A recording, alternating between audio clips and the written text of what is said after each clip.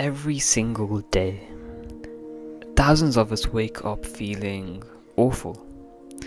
A sore throat, a broken arm, chest pain, a sick child. And when that happens, there's only one person that we expect to have all the answers: the doctor. We see them for maybe 10 minutes, they ask a few questions and run some tests, then they tell us what's wrong, give us some medication, and then they're gone. And that's usually where our understanding of their job ends. But what happens before you walk into that room, or after you leave it? Because while most of us only see one appointment, doctors can see 30, 40, sometimes even more patients in a single day. Some will deliver babies, others will tell someone they have cancer. Some will spend an hour trying to save someone's life, only to lose them anyway. And then they've got to walk straight into the next patient, as if nothing just happened.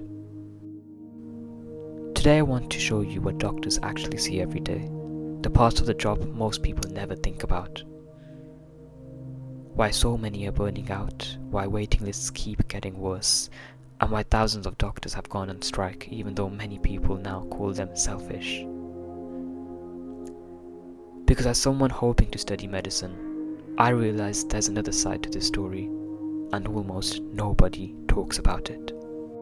Imagine turning up to work already behind schedule, not because you're late, but because the hospital simply doesn't have enough staff. Before you even logged into the computer, your pager is already going off. Blood results need checking, someone's oxygen levels have suddenly dropped, a patient's family wants an update, a nurse needs a prescription signed, another ward is asking for help, and you've barely sat down. Here's something I never really thought about before researching this.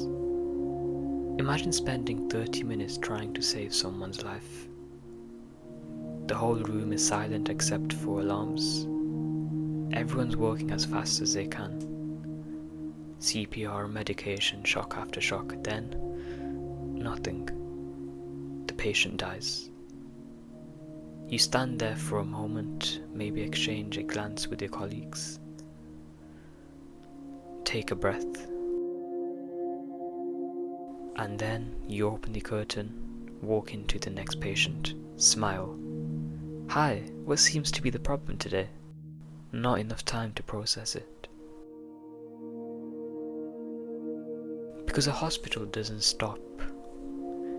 One doctor described exactly that feeling, saying even though death becomes part of the job, it never truly becomes easy. And that's something I think most of us forget. Doctors don't stop being human because they wear scrubs. We throw around the word burnout all the time. I'm burnt out from revision. I'm burnt out from work. But for many doctors, it's something completely different. According to the GMC's largest survey ever conducted, around 63% of junior doctors are at moderate or high risk of burnout. Think about that. That's almost 2 out of every 3. Another NHS survey found over 40% of medical staff experience work-related stress, and almost a third described themselves as burnt out.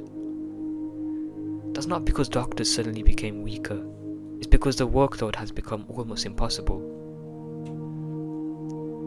In fact, over 60% of doctors say they work beyond their scheduled hours every single week.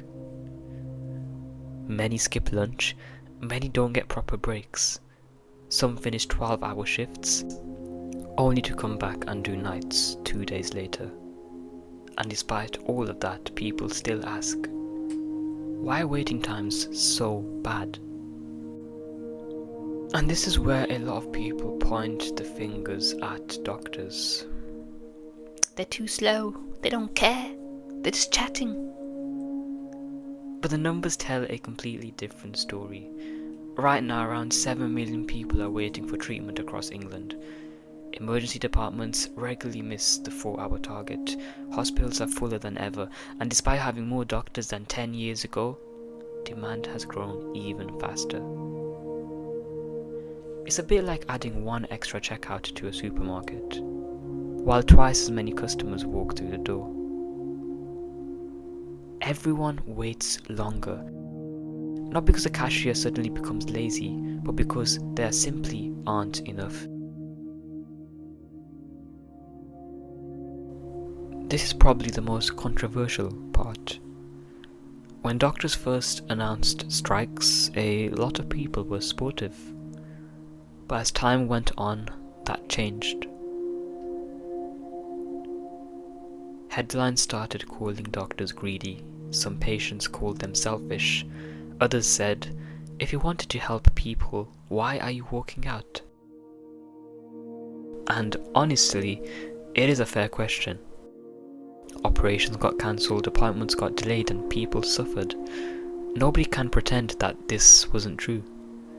But here's a part most headlines leave out. Many junior doctors say the strikes were never just about pay. They're about trying to stop even more doctors leaving. Over the last decade, doctors' pay has fallen significantly in real terms once inflation is taken into account.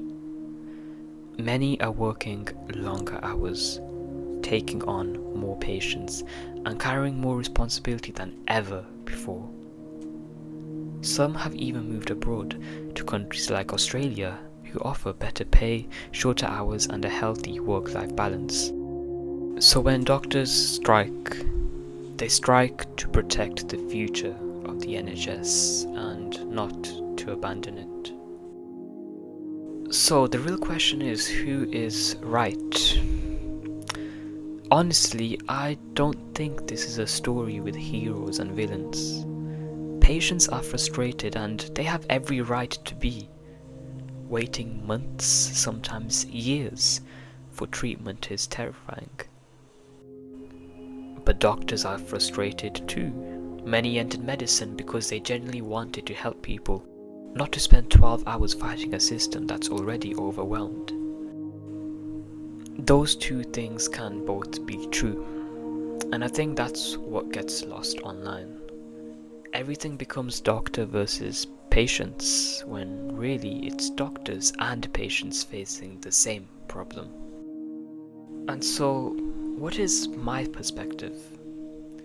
As someone hoping to study medicine, researching this completely changed how I see the profession. Before this, I thought medicine was mostly about diagnosing illnesses, learning anatomy, and prescribing the right medication. But it's so much more than that. It's having conversations nobody ever wants to have. It's carrying emotional weight home with you. It's making impossible decisions, knowing somebody will always think you made the wrong one. And despite everything, turning up the next morning ready to do it all again.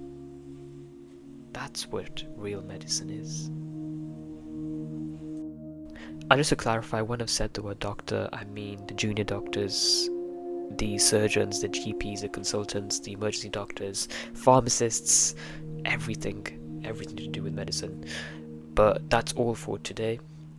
Thank you very much for watching this video till the end, and I hope you have a nice day.